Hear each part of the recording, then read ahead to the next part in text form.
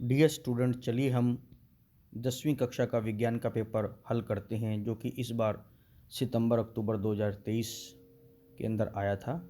इसमें आपका आधा सिलेबस आया था हरियाणा बोर्ड का। सबसे पहले छोटे क्वेश्चंस करते हैं। निम्नलिखित में से कौन सा कथन गलत है? तो इसका सही उत्तर था इनमें से कोई नहीं, क्योंकि जो ऊपर की तीनों बात दी गई हैं वो बिल्कुल सत्य हैं। अम्ल नीले लिटमस को लाल कर देता है। अम्ल जलीय विलयन विद्युत का सुचालक है। अम्ल धातुओं के साथ अभिक्रिया करके हाइड्रोजन गैस देता है। ये सभी बातें सही हैं। चलिए दूसरा प्रश्न है, ऊंची इमारतों के शीर्ष पर लगे खतरे के संकेत लाल रंग के होते हैं, इन्हें दूर से आसानी से देखा जा सकता है। तो इसका सही उत्तर है, क्योंकि जो लाल रंग होता है उसका प्रकीर्णन धुएं या कोहरे के द्वारा सबसे कम होता है, इसलिए वह दूर तक पहुंच जाता है। तीसरा प्रश्न है आपका, निम्नलिखित समीकरण को आपने संतुलित करना है और एक्स वाई जेड की मान को बताना है। तो इसका जो सही उत्तर है वो है 2 to 4। तो बी आएगा इसका उत्तर, जो है आपको समीकरण संतुलित करके दिया भी हुआ है साइड में। चौथा प्रश्न है, कायिक प्रवर्धन द्वारा नए पौधों का निर्माण। देखिए, कायिक प्रवर्धन कायिक अंगों के द्वारा होता है और इसमें तीन ही आते हैं, तना, जड़ और पत्ता। इसलिए जो इसका सही उत्तर वो आपका डी होगा। पांचवा प्रश्न, पत्ती की कोशिकाओं में प्रकाश संश्लेषण क्लोरोप्लास्ट हरित लवक में होता है। यह इसका सही उत्तर है। छठा प्रश्न, वसा और तेल युक्त खाद्य पदार्थों के ऑक्सीकरण द्वारा उत्पन्न अप्रिय गंध और स्वाद को हम विकृत गंधिता कहते हैं। सातवां प्रश्न, मस्तिष्क का कौन सा भाग शरीर की स्थिति तथा संतुलन का अनुरक्षण करता है? तो सही उत्तर है अनुमस्तिष्क, जो कि पश्च मस्तिष्क का एक भाग होता है। आठवां प्रश्न, मानव नेत्र में पुतली का क्या कार्य होता है? नेत्र में प्रवेश करने वाले प्रकाश की मात्रा को नियंत्रित करना। नवां प्रश्न, यदि किसी दर्पण द्वारा सभी स्थितियों के लिए बनने वाला प्रतिबिंब सदैव आभासी है, छोटा है, तो दर्पण का प्रकार बताइए। तो इसका सही उत्तर है उत्तल दर्पण।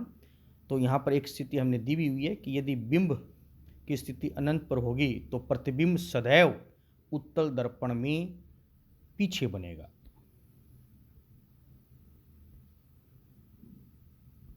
अगला जो आपका प्रश्न था वो था कि दो तंत्रिका कोशिकाओं के मध्य अंतर्गठन में क्या होता है?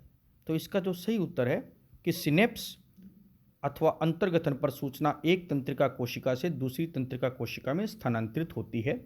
पहली तंत्रिका कोशिका का अंतिम सिरा एक रसायन, जिसे न्यूरोट्रांसमीटर कहते हैं, निर्मोचित करता है, जिसका संसूचन अगली तंत्रिका कोशिका के द्रुमिका द्वारा किया जाता है। इसका आप चित्र भी बना सकते हैं। चलिए अगले प्रश्न की तरफ। 11वां प्रश्न है, टूटी हुई हड्डियों को जोड़ने के लिए डॉक्टरों द्वारा सफ़ेद रंग के पाउडर का उपयोग किया जाता है। पाउडर का रासायनिक नाम और सूत्र लिखें। और जब इसे सफ़ेद पाउडर को जल के साथ मिलाया जाता है तो एक कठोर ठोस पदार्थ का निर्माण होता है। इसके लिए आपने संतुलित रासायनिक समीकरण लिखना है। तो इसका जो सही उत्तर है, पाउडर का नाम पीओपी अर्थात प्लास्टर ऑफ पेरिस है, जिसका सूत्र CaSO4 डॉट हाफ H2O होता है, जिसे हम कैल्शियम सल्फेट हेमीहाइड्रेट भी कहते हैं। बी, पीओपी के साथ पानी मिलाने पर जिप्सम का निर्माण होता है, जो कि एक कठोर पदार्थ होता है। तो इसकी अभिक्रिया आपको दी गई है, क्योंकि पीओपी में हाफ जल का अणु होता है, आधे जल का अणु, जबकि जिप्सम के अंदर 2 जल के अणु होते हैं।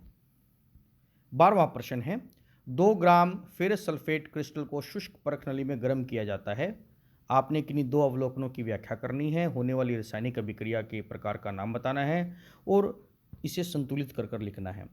तो इसका जो पहले का जो सही उत्तर है कि फेरस सल्फेट का, सबसे पहले आप क्या अवलोकन करोगे कि गर्म करने पर फेरस सल्फेट का हरा रंग क्रिस्टलीकरण का जल निकलने से उड़ जाता है और ये हरे से आपका सफ़ेद हो जाएगा। और गर्म करने पर आपको जलते हुए गंधक की गंध आती है। ऐसा सल्फर डाइऑक्साइड गैस के बनने के कारण होता है। और यह कौन सी अभिक्रिया है? इसे हम वियोजन अभिक्रिया कह सकते हैं, या तापीय वियोजन अभिक्रिया भी इसको कहा जा सकता है। तो इसका जो संतुलित रासायनिक समीकरण होगा 2FeSO4, गर्म करने पर आपका Fe2O3 बनेगा। फेरिक ऑक्साइड जो कि भूरे रंग का पदार्थ होता है, साथ में सल्फर डाइऑक्साइड गैस और सल्फर ट्राइऑक्साइड गैस निकलती है। ये एक संतुलित समीकरण है। चलिए अगले प्रश्न की तरफ। वृषण, शुक्राशय एवं प्रोस्टेट ग्रंथि की क्या भूमिका होती है? तो सबसे पहले वृषण ग्रंथि शुक्राणुओं का निर्माण करती है और नर लैंगिक हार्मोन टेस्टोस्टेरोन का निर्मोचन करती है। शुक्राशय ग्रंथि क्या करती है? यह वीर्य का 60% तरल भाग बनाती है और इसमें फ्रक्टोज, सिट्रेट तथा अनेक प्रोटीन होते हैं। इसमें उपस्थित प्रोस्टाग्लैंडनज शुक्राणुओं को उत्तेजित करने का काम करते हैं। प्रोस्टेट ग्रंथि यह वीर्य का 30% तरल भाग बनाती है, शुक्राणुओं को पोषण प्रदान करती है और मूत्र की अम्लीयता को उदासीन करती है ताकि शुक्राणु उसमें जीवित रह सके। चलिए अगले क्वेश्चन की तरफ। आपके जो बड़े क्वेश्चन हैं, हमने दोनों ही क्वेश्चनों को सॉल्व किया है। सबसे पहले हम 14वें का जो पहला पार्ट है वो लेते हैं कि निम्नलिखित स्थितियों में उपयोग किए जाने वाले दर्पणों के प्रकार का नाम कारण सहित बताइए। कि वाहनों के अग्रदीपों में कौन से दर्पण का इस्तेमाल होता है?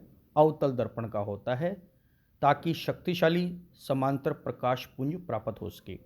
वाहनों के पश्च दृश्य दर्पण में उत्तल दर्पण का इस्तेमाल होता है, क्योंकि उत्तल दर्पण का दृष्टि क्षेत्र ज़्यादा होता है। प्रतिबिंब आपके आभासी बनते हैं, सीधे बनते हैं और छोटे बनते हैं। उसके बाद अगला क्वेश्चन था, आपने एक सवाल करना था, प्रकाश वायु से 1.50 अपवर्तनांक की कांच के स्लैब में प्रवेश करता है। कांच में प्रकाश की चाल कितनी होगी यदि निर्वात में प्रकाश की चाल 3 × 10⁸ मीटर प्रति सेकंड है? तो जो अपवर्तनांक का फार्मूला होता है, सूत्र होता है, वो होता है निर्वात में प्रकाश की चाल बटा कांच में प्रकाश की चाल, n बराबर c बटा v। हमने v निकालना है तो v होगा c बटा में n। तो हम ऊपर लिखेंगे निर्वात में प्रकाश की चाल और बटा उसको अपवर्तनांक से भाग दे देंगे, तो हमारे पास कांच में प्रकाश की चाल निकल आएगी। अब इसका हम सेकंड पार्ट करते हैं। एक अवतल दर्पण की फोकस दूरी 20 सेंटीमीटर है। एक 4 सेंटीमीटर ऊंची वस्तु का दर्पण से कितनी दूरी पर रखा जाए कि वह दर्पण से 30 सेंटीमीटर की दूरी पर प्रतिबिंब बनाए? तो इसका जो आपको हल दिया हुआ है कि अवतल दर्पण की फोकस दूरी ये सदैव आपकी ऋणात्मक होती है, क्योंकि जो आपका मुख्य फोकस होता है वो दर्पण के बाईं तरफ होता है। वस्तु की ऊंचाई 4 सेंटीमीटर, प्रतिबिंब की दूरी आपकी -3 सेंटीमीटर होगी, क्योंकि जो आपका बनने वाला प्रतिबिंब है वो भी बाईं तरफ बनेगा। तो हमें बिंब की दूरी निकालनी है u। तो जो दर्पण का सूत्र होता है वो है 1/f बराबर है 1/v जमा 1/u। और जब आप इसको हल करोगे तो हमारे पास जो u की वैल्यू है वो -60 सेंटीमीटर -60 सेंटीमीटर निकल कर आती है। तो जो बनने वाला प्रतिबिंब होगा वो आपका बाईं तरफ, जो आपकी वस्तु होगी वो बाईं तरफ ही रखी जाएगी और वस्तु को हम c से परे रखेंगे। आवर्धन अगर आप निकालोगे तो वो आपका -0.5 आएगा। आवर्धन क्योंकि माइनस में आ रहा है, इसलिए जो बनने वाला प्रतिबिंब होगा वो आपका वास्तविक प्रतिबिंब होगा, मतलब वो दर्पण के सामने बनेगा। चलिए अगले क्वेश्चन की तरफ। किरण आरेख की सहायता से कांच की स्लैब द्वारा प्रकाश के अपवर्तन की व्याख्या कीजिए, अपवर्तन के नियमों का उल्लेख कीजिए। तो आप चित्र में देख सकते हैं कि जब प्रकाश की किरण एक माध्यम से दूसरे माध्यम में जा रही है तो उसका पथ विचलित हो रहा है। जब प्रकाश की किरण एक पारदर्शी माध्यम से दूसरे पारदर्शी माध्यम में जाती है तो अपने पथ से विचलित हो जाती है और उसकी चाल में भी परिवर्तन होता है। प्रकाशिक विरल माध्यम से प्रकाशिक सघन माध्यम में जाने पर झुकाव अविलंब की तरफ होता है तथा चाल भी कम हो जाती है। अब हम अपवर्तन के नियम की बात करते हैं। आपतित किरण, अपवर्तित किरण तथा दोनों माध्यमों को पृथक करने वाले पृष्ठ के आपतन बिंदु पर अभिलंब सभी एक ही तल में उपस्थित होते हैं। तीसरा पॉइंट, प्रकाश के किसी निश्चित रंग तथा निश्चित माध्यमों के युग्म के लिए आपतन कोण की ज्या तथा अपवर्तन कोण की ज्या का अनुपात सदैव स्थिर होता है। इसको हम स्नेल का अपवर्तन का नियम भी कह सकते हैं। sin I बटा sin R is equal to अपवर्तनांक। 15वां बड़े क्वेश्चन के चलिए, इसके भी हमने दोनों पार्ट इसके हमने सोल्व किए हैं। सबसे पहले ग्लूकोज का जो विखंडन है उसका जो पथ बताना था। तो जो ग्लूकोज होता है वो कोशिका द्रव्य में बिना ऑक्सीजन के सबसे पहले पाइरूवेट में विखंडित होता है। पाइरूवेट का वायवीय शोषण द्वारा माइटोकॉन्ड्रिया में फिर से विखंडन होता है, जिससे कार्बन डाइऑक्साइड, जल और ऊर्जा का निर्माण होता है। ईस्ट जो कि अवायवीय शोषण करता है उसमें पाइरूवेट अल्कोहल और CO2 में विखंडित होता है और साथ में ऊर्जा उत्पन्न होती है। मांसपेशियों में अधिक परिश्रम के समय, व्यायाम के समय ऑक्सीजन की कमी हो जाती है, जिससे पाइरूवेट जो होता है लैक्टिक अम्ल में जो है बदल जाता है और साथ में ऊर्जा का निर्माण होता है। अब इन्होंने पूछ रखा था हमारे शरीर में वसा का पाचन कहाँ और किस प्रकार से होता है। वसा का जो पाचन होता है वो शुद्रांत्र छोटी आंत में होता है। सबसे पहले पित्तरस जो कि यकृत के द्वारा स्रावित होता है वसा की बड़ी गोलिकाओं को छोटी गोलिकाओं में तोड़ता है, जिसे वसा का इमल्सीकरण कहते हैं। फिर इस इमल्सीकृत वसा पर अग्नाशय रस में उपस्थित लाइपेज एंजाइम कार्य करता है और उसे वसीय अम्ल तथा ग्लिसरॉल में तोड़ देता है। इस प्रकार से वसा का पाचन होता है। जो हमारा अगला प्रश्न था उसके दो भाग थे। मानव में मूत्र निर्माण किस प्रकार होता है, वृकाणु की संरचना का नामांकित चित्र बनाए। तो सबसे पहले मूत्र निर्माण की बात करते हैं। तो जो मानव में मूत्र निर्माण होता है उसके लिए दो आवश्यक प्रक्रियाएं हैं, एक है निस्यंदन और दूसरी है पुनरावशोषण। जो रुधिर में उपस्थित नाइट्रोजनी वर्ज्य पदार्थ होते हैं जैसे यूरिया है, यूरिक अम्ल है, उसको वृक्क में उपस्थित वृकाणुओं के द्वारा पृथक कर लिया जाता है। लेकिन जो आरंभिक निस्यंदन होता है उसमें बहुत सारे उपयोगी पदार्थ होते हैं और जल की मात्रा भी बहुत ज़्यादा होती है। तो उसमें से आवश्यक पदार्थों को जैसे कि ग्लूकोज, अमीनो अम्ल, लवण और कुछ मात्रा में जल को वृकाणु की लंबी नलिका के द्वारा पुनरावशोषण कर लिया जाता है। तो वृक्क द्वारा प्रतिदिन 180 लीटर निस्यंदन होता है, जबकि जो पुनरावशोषण के बाद जो मूत्र की मात्रा होती है वो मात्र 1 से 2 लीटर ही रह जाती है। तो इसमें निस्यंदन और पुनरावशोषण दो बहुत ही महत्वपूर्ण कार्य होते हैं। अब विकर्णों की संरचना की बात करते हैं। तो ये हमारी विकर्णों की संरचना है। इसके जो मुख्य भाग होते हैं वो बोमन संपुट है, पीसीटी है, हैनले का लूप है और डीसीटी है।